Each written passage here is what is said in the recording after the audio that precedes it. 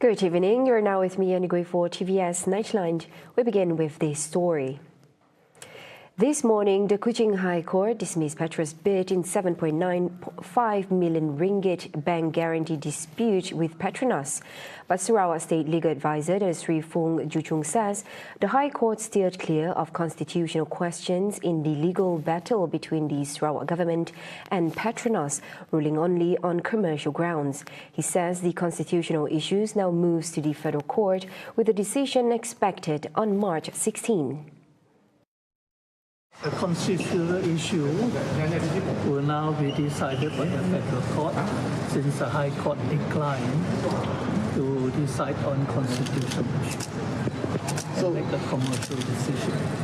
Okay? So we'll bring to the Federal Court after this? Sorry? So we will wait for the Federal Court. When is it? Maybe on the 16th and a later date. Meanwhile, PETRONAS' lead lawyer, Dato' Cyrus Vimala Kumar, says the court found the constitutional questions raised were outside the scope of the originating summons. Right. On the 16th of March, PETRONAS is applying for leave to take up the issue in the Federal Court. I believe it is being opposed, so that's where the forum is going to be, in the Federal Court. Right? And I think you know that Sarawak has since filed its own petition, and I think that will also have to come up. So basically the questions of the constitutionality of the laws, that is the PDA 1974, which is federal law, and the DGO 2016, which is Sarawak law, will all be decided in the Federal Court. The Federal Court's decision is said to be the final say on the legality and jurisdictional clash between the 1974 Petroleum Development Act and Sarawak's 2016 Distribution of Gas Ordinance, a ruling that could reshape the state's gas regulatory landscape. Meanwhile, PETROS says today's Kuching High Court ruling dealt only with technical issues over the disputed bank guarantee and did not touch the validity of the Sarawak Gas Sales Agreement. In a statement, it stressed that the ruling won't stop PETROS from pursuing legal action to clarify its rights under the 2016 Distribution of Gas Ordinance. PETROS also clarified that the court did not make any ruling on the constitutional arguments raised in relation to the DGO 2016, adding that it will review the written judgment and explore the next legal steps under existing law.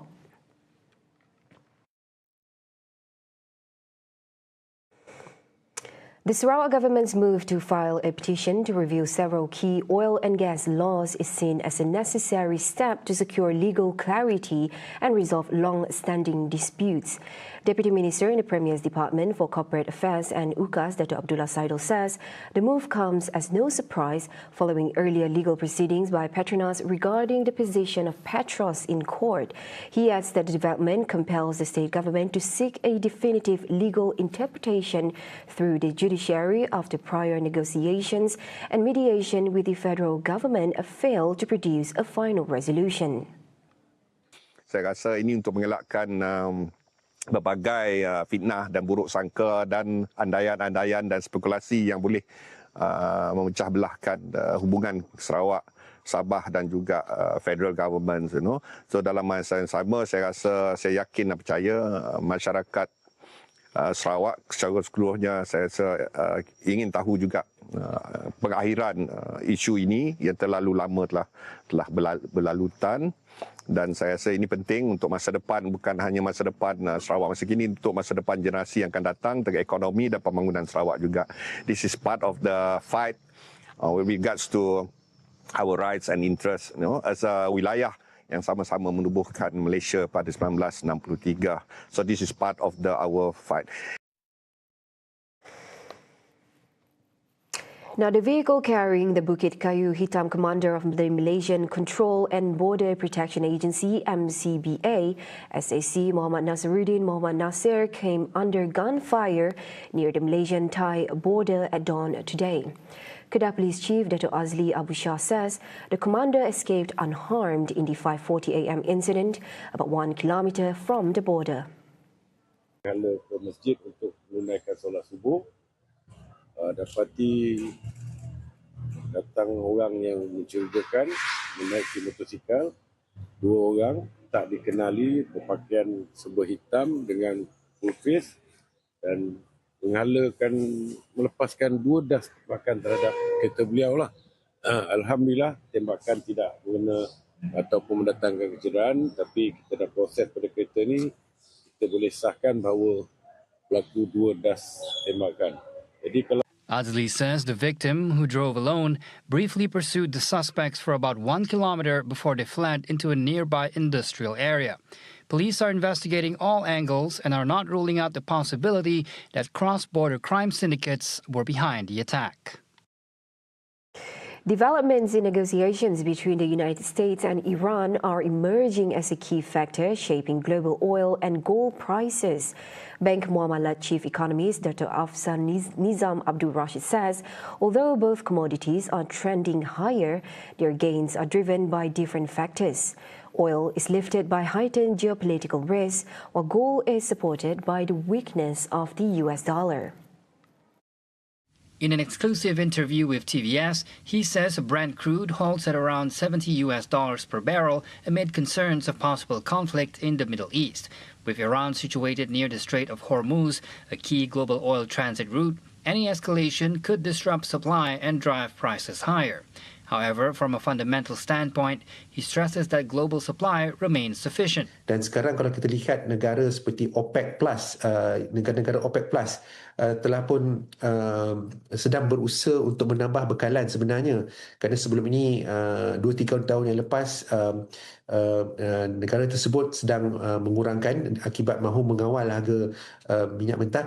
Tapi masa sekarang ni mereka dalam proses untuk menambah penawaran ataupun bekalan ke dalam sistem ekonomi global dari segi minyak mentah ini. Justru peningkatan bekalan minyak ini sepatutnya akan menjejaskan harga minyak itu kerana disebabkan penawaran yang lebih. In contrast, Afzal Nizam says gold's rise is largely driven by macroeconomic factors. A weaker US dollar, expectations of interest rate cuts, and stronger demand from global central banks continue to support the precious metal. Di samping itu, dasar-dasar ekonomi Amerika Syarikat yang dilihat begitu antagonistik dan sebagainya dijangka memberi kesan yang negatif kepada ekonomi Amerika Syarikat dan kita lihat pada tahun lalu pihak agensi penarafan kredit seperti Moody's telah pun menurun taraf kredit rating bagi kerajaan Amerika Syarikat daripada AAA kepada AA1. So maksudnya buat masa ini negara Amerika Syarikat lagi sekarang ini bukan lagi mempunyai rating ataupun penarafan kredit AAA dan ini menjejaskan mata wang US dollar.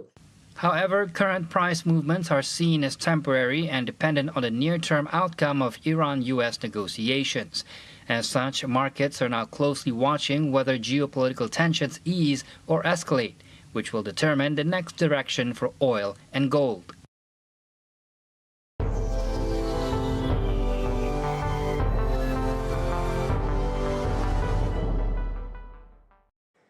Wrapping up the Nightline, a surge in deadly violence is gripping the Arab community living inside Israel proper, with last year marking the highest homicide toll on record, and this year already on track to be worse.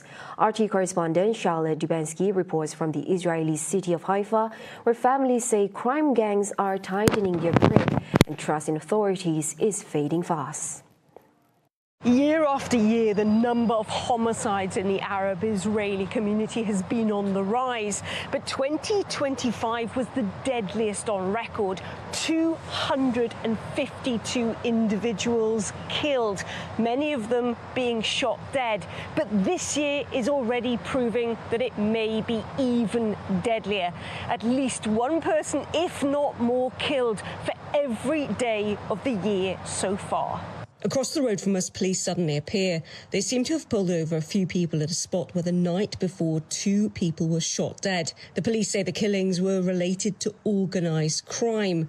One of the victims was 34-year-old Khalib Balkis. An activist says the current Israeli administration is to blame for the wave of violence. It is a government policy to allow crime to flourish in the Arab society. And this is part of the same policy to make life impossible for Palestinians in Palestine, because the Zionists want the land free of its native Arab population. They found the trick of allowing free hand for criminal gangs. Everybody have weapons. All these weapons come from the army. There it is tens of thousands of high-level rifles and the submachine guns. Government ministers have blamed the violence on the Arab-Israeli community itself. Now, things got pretty heated at the Israeli parliament when Arab MPs accused the government of inaction. You're not taking any responsibility for what's happening. You're killing each other. Are we to blame? This surge of violence has seen thousands take to the streets to demand government action. Their calls have been heard. Israel's police commissioner admitting that this is now a national emergency. But he said the police were under-equipped to deal with it, and while they needed to step up their game, so too do leaders in the Arab community. He said they need to unite with one voice and denounce the violence.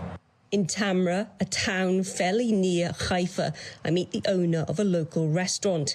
His nephew Ahmed was gunned down in cold blood. Before Ahmad was shot, some young men from Tamra approached us. They were from an extortion gang. They said they were demanding 5 million shekels from us, a large amount. And if we didn't pay protection money, something bad would happen. Nizar and his brother refused to pay as they felt someone should stand up to the gangs. There is still pain in my heart now from losing Ahmed, whose death was a great loss. And unfortunately, the money was the least of our concerns. The problem was not so much the amount, but the principle, which says we must not submit to crime. Criminals belong only in prison. It is not reasonable that crime controls a town like Tamra or the Arab community. While much of the violence rocking the Arab-Israeli community is related to organised crime and gangs, many of its victims are innocent. 50-year-old Wafa Ahmed was at home in Tamra when she was hit by gunfire.